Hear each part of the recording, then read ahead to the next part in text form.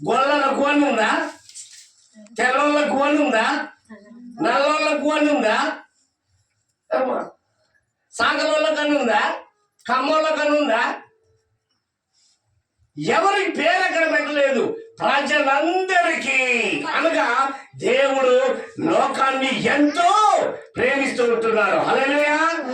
లోకంలోని ఏ మానవుడు, ప్రియమైనటువంటి అన్నలారా అక్కలారా, ఏ మానవుడు నశించుట, వేదన పడుట, ప్రయాస పడుట, చివరికి వాడిపోయి మరణించి నరకానికి వెళ్ళుట ఆ పరలోకపు తండ్రికి ఎంత మాత్రం కూడా ఇష్టం లేదు, ఇష్టం లేదండి. అందుకని ప్రజలందరికీ కలుగబోవు మహా సంతోషకరమైనటువంటి వార్త. సంతోషకరమైనటువంటి శుభవార్తలు ఎన్నో ఉంటాయి, కానీ మహా సంతోషకరమైనటువంటి శుభవార్తలు ఏముండవండి. అదేమిటో తెలుసా? దావీదు పట్టణమందు నేడు రక్షకుడు మీ కొరకు పుట్టి ఉన్నాడు. ఈయన ప్రభు అయిన క్రీస్తు. ఈ మాటను ఒకసారి మనం అర్థం చేసుకోవాలా. నేడు రక్షకుడు మీ కొరకు పుట్టి ఉన్నాడు. ఏ రక్షకుడు అని మీకు సందర్భంలో అనుకోవచ్చు. ఏ రక్షకుడు అంటే మనల్ని స్వస్థపరచడానికి ముఖ్యం కాదు, పాపము నుండి, శాపము నుండి, మరణము నుండి, నరకము నుండి తప్పించడానికి, మన శిక్షను తొలగించడానికి, మనకు నిత్య జీవం ఇవ్వడానికి, మనలను పరలోక వారసులుగా చేయడానికి దేవుడు యేసుక్రీస్తుగా ఈ లోకానికి వచ్చినాడు. హల్లెలూయా. కనుక ప్రియమైనటువంటి దేవుని బిడ్డలారా, నీవు నేను చేయవలసినటువంటి పని ఏమీ లేదమ్మా. యేసు ప్రభు ఎవరో ఒక్కసారి మీరు అర్థం చేసుకోవాలి. అక్కడ దేవదూత ఏం చెప్పినదో తెలుసా? ఈయన ప్రభు అయిన క్రీస్తు. ప్రభు అనేటువంటి మాటకు అర్థం ఏమిటో తెలుసా? లోకాలను ఏలేవాడు అని అర్థం.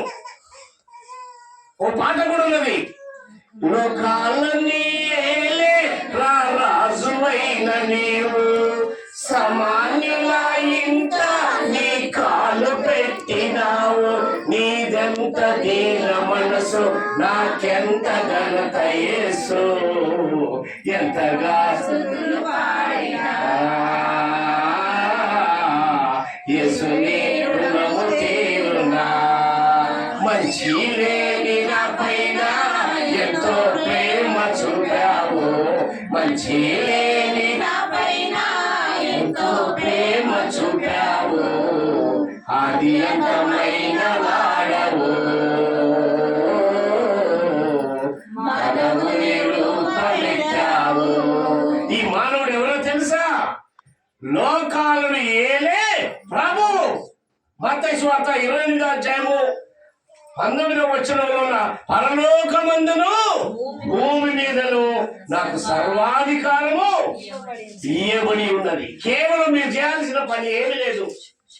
యేసు ప్రభు అని నీ నోటితో ఒప్పుకొని, దేవుడు ఆయనను మృతులలో నుండి లేపెనని నీ హృదయమందు విశ్వసించిన ఎడల నీవు రక్షింపబడదువు.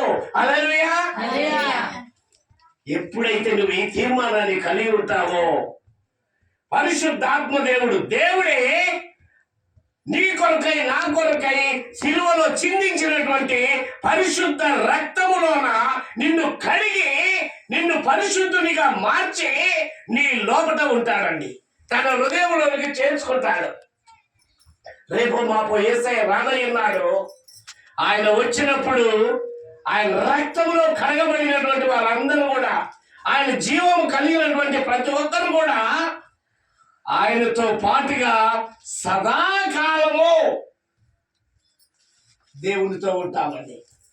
ఈ మాటలు మీరు నమ్మాలి.